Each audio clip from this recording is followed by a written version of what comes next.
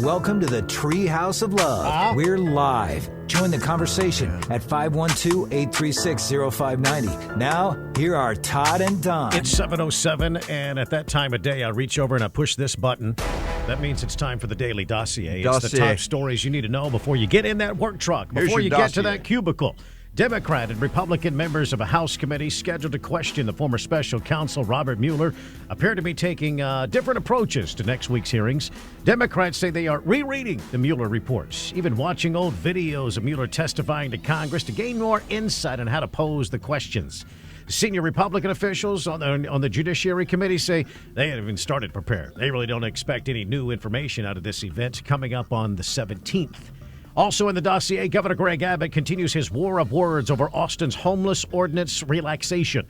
Abbott said in a better template is for Austin to examine it would be in San Antonio at the Haven of Hope, where he says that group helps people get off the streets, get shelter, get medical care, and all kinds of wraparound services and job training. It works, he says, in San Antonio. Bottom line is that almost any strategy is superior to allowing people to camp out on places like Congress Avenue. There you go. Austin Mayor Steve Adler, he continues his West Coast trip to examine how cities there wish they had handled the homeless crisis a little bit differently. Yeah. And in the dossier, thousands of illegal aliens will be targeted as part of ICE raids starting this Sunday. ICE Director Ken Casilli, he says there are people who have had multiple hearings with judges, and immigrants are refusing their final orders to leave the country. They're absolutely going to happen. There's approximately 1 million people in this country with removal orders.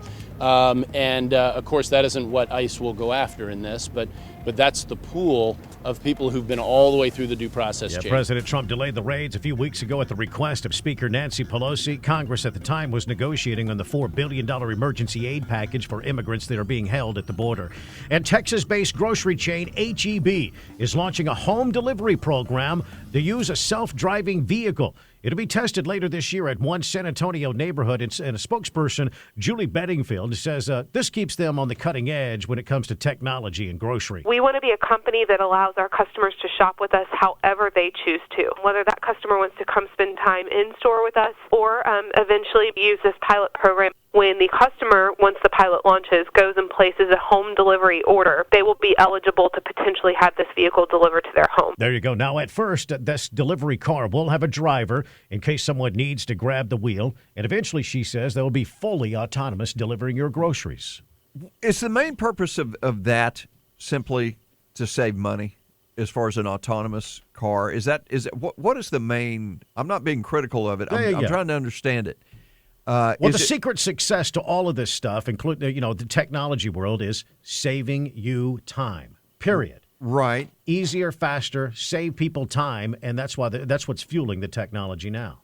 These people won't have to get in their car and drive down I-35 to the grocery store. Just order it online and have it delivered. I understand that. The autonomous aspect of it, what is the company's motivation? Is it simply to save money? One less employee they have to be concerned about. Save time and money. Okay. Can you imagine? It's hard enough to find employees to run the cash register at a retail store. Yeah. Can you imagine somebody just driving groceries? Right. I mean, that's not a high-end delivery kind of job. I have not had groceries delivered as of yet. My in-laws are doing it. They love it from HEB. It's been a really, really cool thing for them.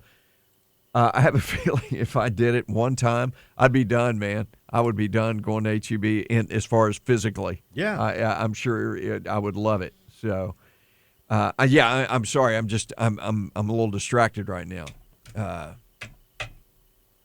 I guess now is as good a time as any to tell the public what's going on if they don't know already. Well, I don't even know. I have no idea what you're doing here. I had a couple other stories to get to, but you go ahead. Well, I don't even know if you know this right now. Maybe this isn't the right time. I have no idea what you're doing right now, but go ahead. There's no easy way to say this, so I'm just going to say it. Miley Cyrus' pig died. Oh, man. Her, it's really not the right music for it, Todd. Oh, okay. Yeah. Hey, Don, you're a dumbass. Her pig. Hang on. Hey, please. He's entitled to speak. Get it out. Go ahead. Her pig, Bubba Sue. Well, excuse me? Bubba Sue. You low-life son of a... 26. Do you want me to do this or not? This is hard enough for me to do this. It's hard enough for me to come out with this story, and if you're going to screw it up with your little sound bites. Not me. It's not me. Are you okay? You need a... Not me at all. Cut the crap! 26-year-old star announced the sad news to her fans via her Instagram account, thanking the late animal for so many laughs and good times. The Wrecking Ball singer shared a number of throwback snaps of herself with the porker, including a sweet one with her as a piglet.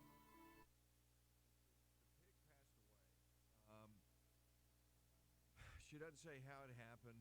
I don't know if it was natural causes. The story doesn't say how the pig died, but Liberals are the scum of the earth. Miley Cyrus's pig is gone. Oh man.